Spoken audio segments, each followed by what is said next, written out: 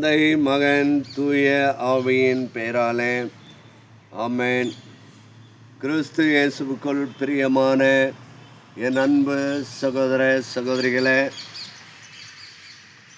கல்வாரி பாதையை நோக்கி நாம் நடந்து கொண்டிருக்கின்ற இந்த காலகட்டங்களில் ஆண்டவர் இயேசு இன்று நமக்கு கொடுக்கின்ற செய்தி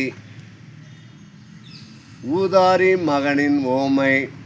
லூக்கா நற்செய்தி 15ஆம் அதிகாரம் 1 முதல் 32 வரை உள்ள இறைவாக்கு. என் அன்பு சகோதர சகோதரிகளே, ஒரு சில இறை வார்த்தையை மட்டும் நான் உங்களோடு பகிர்ந்து கொள்ள ஆசைப்படுகின்றேன். ஒருவருக்கு 2 புதல்வர்கள் இருக்கின்றார்கள். இளையவன் தன் தந்தையிடம் தனக்குரிய சொத்தை பிரித்து கொடுக்குமாறு கேட்கின்றான்.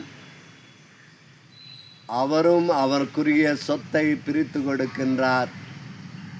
எல்லாவற்றையும் அவன் விற்று பணமாக்கி தீய நண்பர்களோடு அவன் வெளி உலகத்திற்கு செல்லுகின்றான். தன்னுடைய தந்தையை விட்டு பிரிந்து செல்லுகின்றான். தன்னுடைய குடும்பத்தை விட்டு பிரிந்து செல்லுகின்றான்.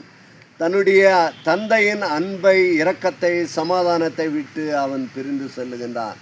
ஆடம்பரமாக வாழ்கின்றான், சொகுசாக வாழ்கின்றான். இந்த உலகத்தில் எதையெல்லாம் செய்ய முடியுமோ அதை எல்லாவற்றையும் அவன் செய்கின்றான் தன்னுடைய நண்பர்களோடு.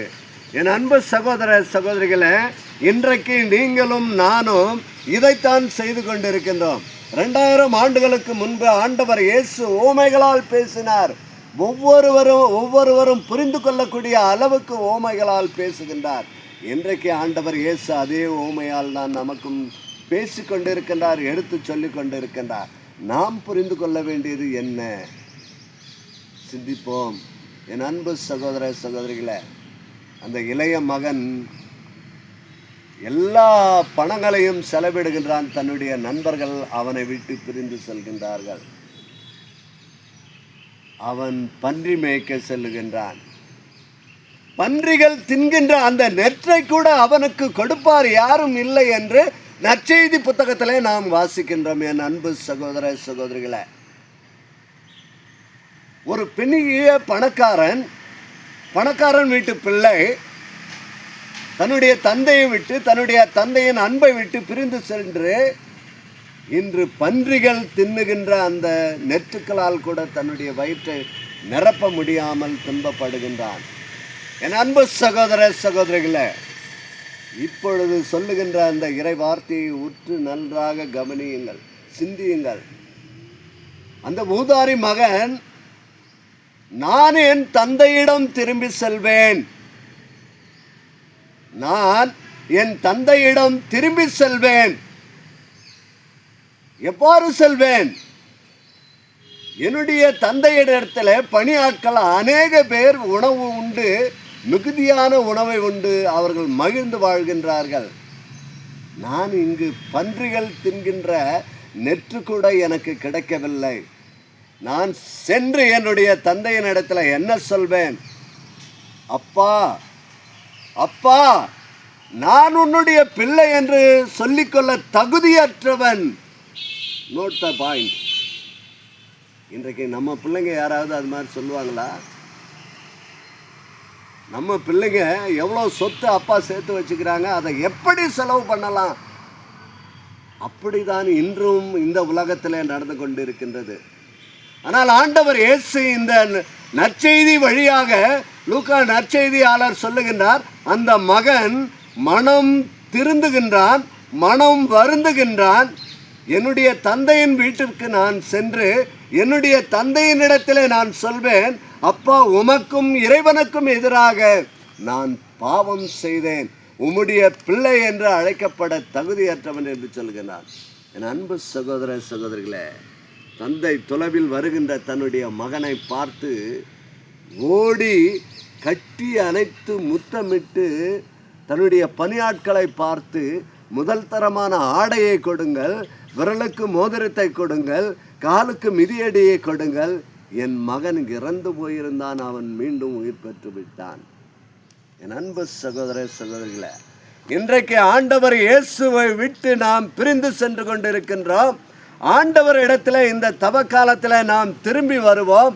நாம் செய்த பாவங்களை எல்லாம் மன்னித்து ஆண்டவர் இயேசு இரு கரங்களையும் விரித்து, என் மகனே மகளே, நீ எந்த நிலையில் இருந்தாலும் நான் உன்னை அன்பு செய்கிறேன், கட்டி முத்தமிடுகின்றேன் என்று இந்த தந்தையை போன்று இரு கரங்களை விரித்து ஆண்டவர் இயேசு நம்மை அரவணைக்க காத்து கொண்டிருக்கின்றார்.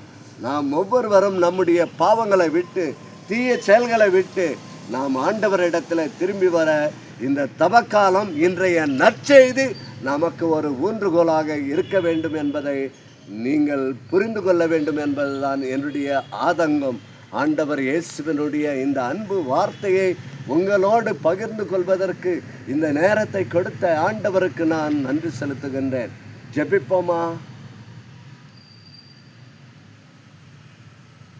எங்களை எல்லாம் படைத்து பராமரித்து பாதுகாத்து வரும் என் அன்பு தெய்வமே இயேசு சுவாமி, இதோ இந்த ஊதாரி மகன் ஓமையில ஆண்டவரே, அந்த மகன் சொல்லுகின்ற பொழுது, என் தந்தையினிடத்தில் நான் திரும்பி போவேன், உமக்கு எதிராகவும் கடவுளுக்கு எதிராகவும் நான் பாவம் செய்தேன், உம்முடைய பிள்ளை என்று அழைக்கப்பட தகுதியற்றவன் என்று சொல்லுகின்றார். ஆனால் தந்தை ஆண்டவரை கட்டி அணைத்து முத்தமிட்டு அவனை அன்பு செய்கின்றார். இதோ எல்லா பாவத்திலிருந்தும் ஆண்டவரை நாங்கள் விடுதலை பெற்று உம்மிடத்தில் வருகின்ற பொழுது நீர் எங்களை கட்டி அணைத்து முத்தமிட்டு, இதோ நீ எந்த நிலையில் இருந்தாலும் மகனே மகளே நான் உன்னை ஏற்றுக்கொள்கின்றேன் என்று தன்னுடைய இரு கரங்களையும் விரித்து காட்டிக் கொண்டிருக்கின்ற அந்த ஆண்டவர் இயேசு, நமக்காக சிலுவையிலே அறையப்பட்ட இயேசு, நமக்காக காரி உமிழப்பட்ட இயேசு, நமக்காக கன்னத்தில் அறையப்பட்ட இயேசு, நமக்காக விழாவில் ஈட்டியால் குத்தப்பட்ட இயேசு, நமக்காக கரங்களிலே ஆணிகளை தாங்கிய இயேசு, நமக்காக பாதங்களிலே ஆணியை தாங்குகின்ற இயேசு, நமக்காக கசேடிப்பட்ட இயேசு, இதோ கரங்களை விரித்து என் மகளே மகளே நீ என்னோடு திரும்பி வா என்று அழைக்கின்றார்.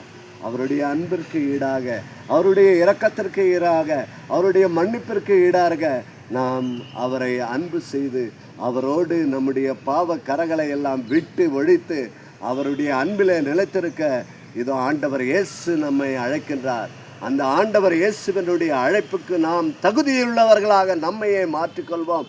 இந்த தவக்காலம் நம் ஒவ்வொருவருக்கும் அன்பின் காலமாக, இரக்கத்தின் காலமாக, சமாதானத்தின் காலமாக, மன்னிப்பின் காலமாக ஆண்டவர் இயேசு கொடுத்திருக்கின்றார். அந்த மன்னிப்பை ஆண்டவர் இயேசு நம் ஒவ்வொருவருக்கும் நிறைவாக கொடுத்திருக்கின்றார். நாமும் ஒருவரை ஒருவர் மன்னித்து அன்பு செய்து வாழக்கூடிய ஆற்றலை நம் ஒவ்வொருவருக்கும் இறைவன் நிறைவாக கொடுக்க நாம் இந்த கால வேளையில் ஆண்டவரிடத்தில் ஜெபிப்போம். ஆண்டவர் இயேசுவினுடைய சிலுவையை உற்று நோக்குவோம். மௌனமாக ஆண்டவர் இயேசுவினுடைய இந்த சிலுவையை உற்று நோக்கி, இயேசுவே எல்லாம் உனக்காக, என் இயேசுவே நீர் பட்ட பாடுகள் எல்லாம் எனக்காக, நீர் துன்பப்பட்ட எல்லாம் எனக்காக என்று அந்த ஆண்டவர் இயேசுவினுடைய அன்பிலே அமைதியிலே நாம் ஜெபிப்போம். இறைமகன் இயேசு கிறிஸ்து நாம் ஒவ்வொருவரையும் நிறைவாக ஆசீர்வதிப்பாராக. இந்த தவக்காலம் மனமாற்றத்தின் காலம், அன்பின் காலம், இரக்கத்தின் காலம், சமாதானத்தின் காலம், ஒருவரை ஒருவர் மன்னித்து வாழக்கூடிய இந்த தவக்காலம் நம்மை நிறைவாக ஆசீர்வதிப்பதாக. ஆமென். தந்தை, மகன், தூய ஆவி நம் ஒவ்வொருவரையும் நிறைவாக ஆசீர்வதித்து வழிநடத்துவதாக. ஆமென். இயேசுவுக்கே புகழ், இயேசுவுக்கே நன்றி. மரியே வாழ்க.